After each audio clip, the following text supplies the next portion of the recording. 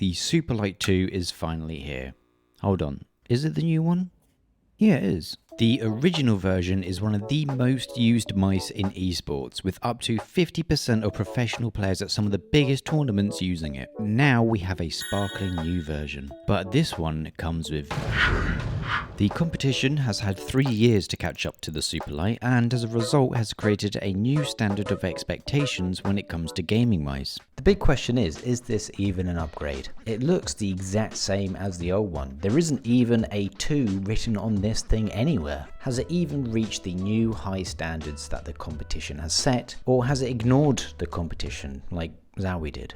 So let's take a look at some of the new changes, one of which is incredible, by the way. But first, let's take a look at the new Hero 2 sensor. So, the current big boy sensor on the market is arguably Razer's 30K optical sensor, which has up to 30,000 DPI, hence the name. Logitech's response, 32,000 DPI. Don't think this will make you any better at video games? Well, check this out, nerd.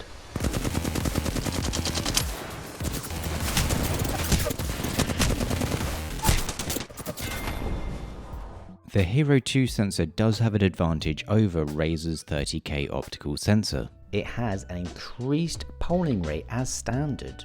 No extra dongle purchase required. Granted, it is just a 2000 Hz polling rate and not the 4000 Hz that Razer supports, but personally I think 4000 Hz too much.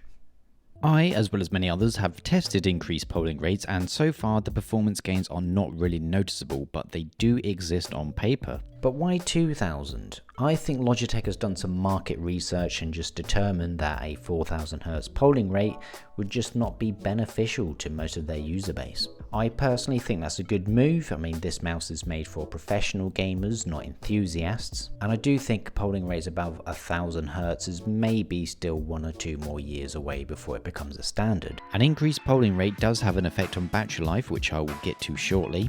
And also, this 2000 Hz polling rate is not on by default, and you have to turn it on in the software. But now we get to the bigger and slightly more controversial changes. The switches. The new switches seem to have divided a lot of people. Some people think they're the exact same as the original, some think they are heavier. To me, these feel snappier, and I do actually think they feel a bit heavier, but from what I've seen, a lot of people say they feel the exact same.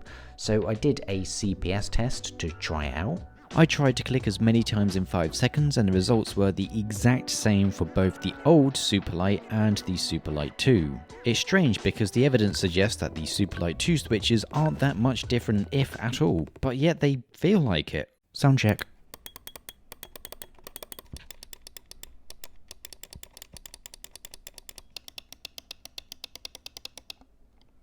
I think this is just an adjustment issue because once I'm in game I forget about them really, so it's not like these new ones are distracting, they are just different I guess.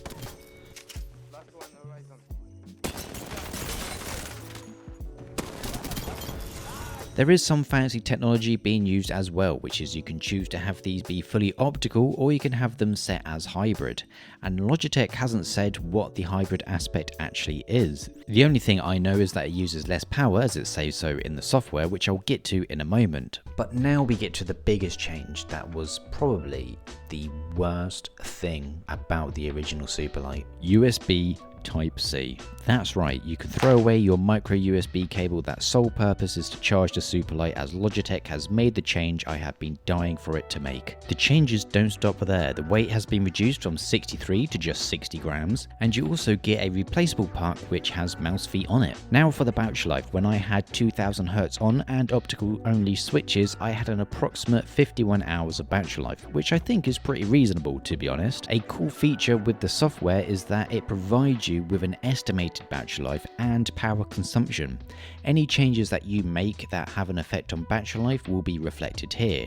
If I change my switch to hybrid or set it to 1000 Hz, this information is adjusted to reflect that. This is great because it provides us with clear information about what to expect from battery life and the impact that a higher polling rate has on it. Now to the important stuff. This mouse costs $159.99. That is the recommended retail price. Do I recommend buying the Superlight 2?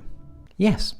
First, you get one of the best shapes on the market. Shape is king, and that's a key reason why so many pro players use this mouse. If you're grinding for hours, comfort is the most important thing, and this mouse has been designed to be suitable for the majority of people. Secondly, the switches feel more reliable and consistent, but I will admit these might take time getting used to. Third, the quality. Something that most of the big manufacturers have over smaller ones is a high standard of quality, and I feel that applies to this one. It's just a superbly made mouse. Finally, with this, you get a very generous 2-year warranty. And if you're paying a premium price, having a 2-year warranty on it is honestly amazing.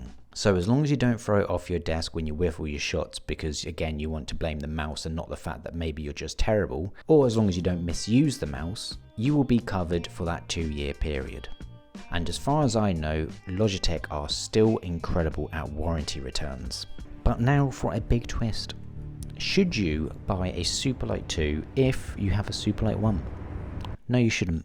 The Superlight 2 isn't a big enough upgrade to swap to if you already have the first one. If it's in working order and you like it, then stick with it. You should only upgrade to this one if you have an undying hatred towards micro USB. The 2000Hz polling rate might be enticing, but it won't stop you from being bronze. I think that would be very interesting to see how many pro players swap to the new one, although I have just realised that there is no way of knowing which one is which. This is going to make my pro player mouse analysis videos really hard.